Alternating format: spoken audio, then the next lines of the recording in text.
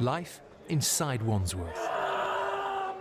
Who cares for the men behind these doors? All they say is, oh, lack of staff, we can't let you out. Like, it needs to change, like, we're human beings as well. The self-harm and prisoners in crisis. Need help? Help? Yeah. Help me. And the calls for change. The system doesn't work. Nothing works as it should work. For 7 days, the BBC was given rare access inside Wandsworth to reveal the reality of life in an overcrowded, understaffed jail. On B Wing, an inmate has been in a fight. He's in distress and has smashed up his cell. This is my artwork. Inside, we find Nathan. There's also a very large gun there. Can you see that? He's self-harmed and says his mental health is getting worse. I've got personality disorder. I'm also signed off from the doctor for severe anxiety, and I only just received my medication yesterday.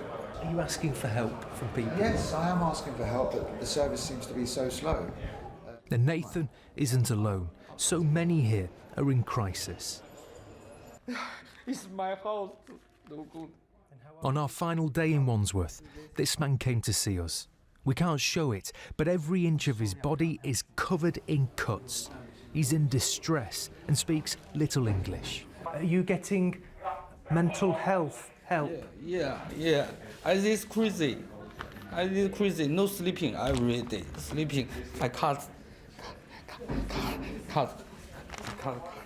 The amount of self-harm and self-inflicted deaths are on the increase.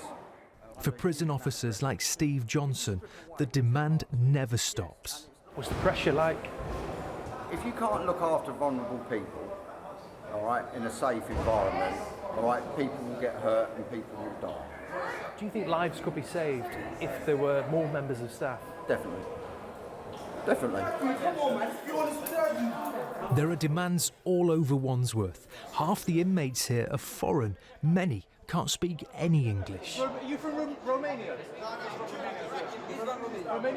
Romania?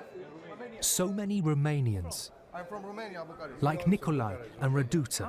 They say they've served their time but are waiting to be deported. 3 weeks ago, he finished my punishment. Let me go home.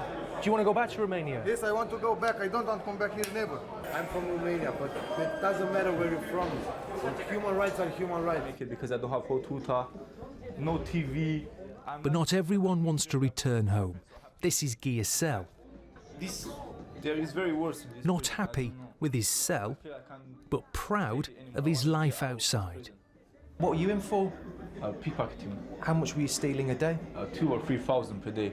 £3,000 per day out of people's pockets? Yeah.